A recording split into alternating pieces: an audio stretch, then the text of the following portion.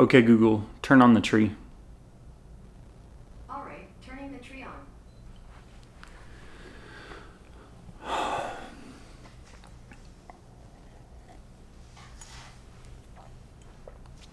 We've been talking for the last 3 months about the Gospel of Luke. We're still not done yet. I mean, what are you going to do about that? It's a long book. There's a lot of great stuff for us to talk about. But today, as we kind of finish up heading towards Christmas, I want to talk about a story that we find in Luke chapter 17, and one that's hitting a little real these days. In Luke chapter 17, Jesus tells this really interesting story about these lepers that he encounters. It's Luke chapter 17, verse 11, starting there. So if you want to follow along, go ahead. Here's what it says. Now on his way to Jerusalem, Jesus traveled along the border between Samaria and Galilee. So stop right there. Samaria, Galilee, they don't get along. That border is tenuous at best, and there's always been a lot of friction there. And Jesus is traveling in this area, knowing that he's going to encounter both Samaritans and Jews. Look at what it says in verse 12. As he was going into a village, 10 men who had leprosy met him. They stood at a distance and called out in a loud voice, "Jesus, Master, have pity on us." So as Jesus is approaching this village, he sees these 10 people with leprosy. Now they're outside of the village for a reason, right? They have this infectious disease and they need to keep their social distance. Sound familiar? They have this thing. Now, the thing about leprosy is you could see spots all over, or maybe they had bandages all over. Whereas with COVID and stuff, you don't know. Somebody may cough and maybe they have the plague and maybe they don't. Who knows? But these people in this situation, they clearly had leprosy and they were considered as people to be unclean and out of the city in order to not infect anyone else and to keep everyone else clean and pure. And so Jesus sees these 10 people as he's approaching this city, and they say, "Jesus, Master, have pity on us." So they know who he is. Somehow word has traveled. Maybe they heard people talking who were traveling with Jesus. Whatever the case may be, they hear that it's Jesus. They know the reputation that he is someone who is able to heal, and they ask him to take pity on them. Look at verse 14. When he saw them, he said, "Go, show yourselves to the priests." Now, this is weird because you wouldn't just go and show yourself to the priest, especially if you still thought you had leprosy. You would be then taking your uncleanness to everybody else. You would be infecting everyone else, or possibly infecting everyone else. And so for you to go show the priest, you're going, well, wait a minute, I still have bandages on. I'm still not healed. Why would I go show myself to the priest? But look at what happens right after that. It says, and as they went, they were cleansed. So it took them taking a few steps. They start walking towards the temple to go show themselves to the priest, and it says they were cleansed.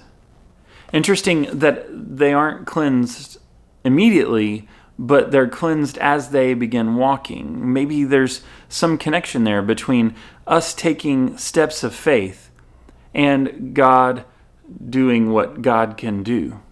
Do we believe that God can bring healing? I know for me, I've prayed a lot over the last 9 months, Lord, please bring healing to our world. In fact, I think I've prayed those words just about every day in the last 9 months. Bring healing to our world. All the people that have been affected by COVID-19. For some, it hasn't been a big deal. For some, it's been a tremendous loss. Whatever the case may be, do we believe that God has the power to heal? And are we willing to take steps of faith in order to show that we believe that? These people, as Jesus commands them, go, show yourselves to the priest. They know that the only way they show themselves to the priest is if they've already been healed. And so they look down, still the same, but they walk anyway because Jesus has asked them to walk. Look at what happens next, verse 15. One of them, when he saw he was healed, came back, praising God in a loud voice. He threw himself at Jesus' feet and thanked him. And he was a Samaritan. So this group of people, they start walking. They start going. Maybe something will happen. And when they do, they notice that things are different. Maybe they're able to see each other and see spots disappear, and then they check themselves out. Whatever the case may be, they figure out, I'm better. This is gone. This thing that I've had, gone. And so this one guy, there were 10, one just starts freaking out. He is losing his mind because this is not only a physical healing, but now he gets to return to his family, return to society, and not be an outcast anymore. This is huge, huge for all of them. But this one recognizes it and comes back and thanks Jesus. It says he throws himself at Jesus' feet and thanks him. It says he was a Samaritan.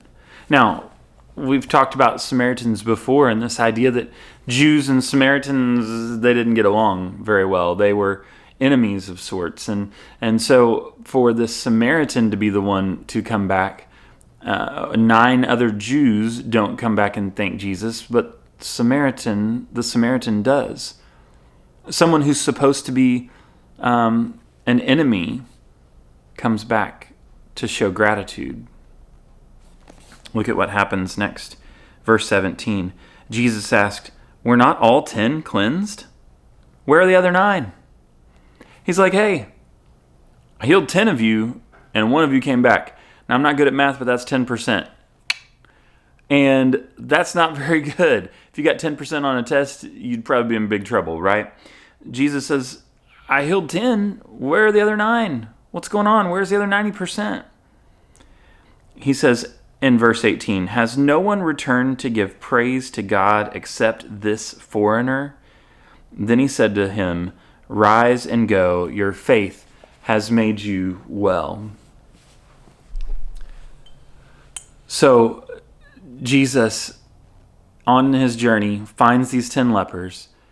He sees them. They recognize him. They ask for mercy. Jesus says, go, show yourself to the priest. They do.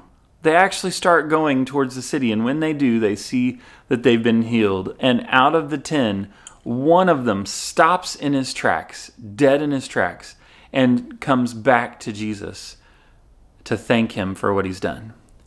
Now, could the other 9 have come back later and we just haven't heard that story? Possibly, right? Maybe they are doing what he says. They're going and showing themselves to the priest. That's what Jesus said to do.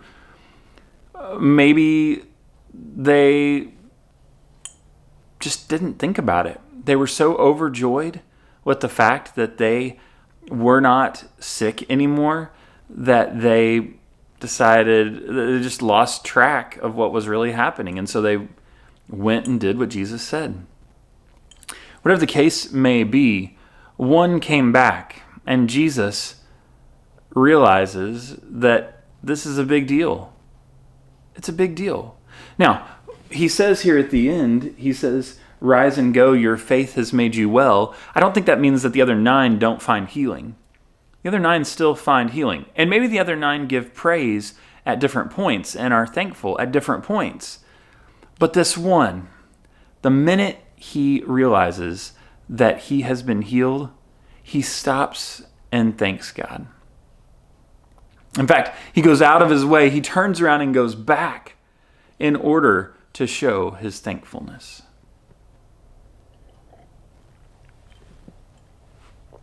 And so, what about us? Are we thankful people? You go, yeah, James, I tell God I'm thankful all the time. Okay, great. Man, that's awesome. While most of us probably are the 90%, we are the 9 who keep going. Not that we're ungrateful. In fact, we are grateful. But a lot of times we don't really go out of our way to show our thankfulness. And so here's what I want to challenge you with today. I want you to think about your thankfulness. As we're in the middle of a holiday season, the celebration of Jesus' birth, I hope that you'll stop and think. Man, that's like half of life right there. Stop and think. But I hope you'll stop and think about what it is that God has done for you. The fact that God made himself a baby to come, live, die, and then be risen on the third day. And he goes through all that when he could have just stayed in heaven. But he goes through all of that for you and for me. That's significant. That's turn around on your way to show yourself to the priest significant.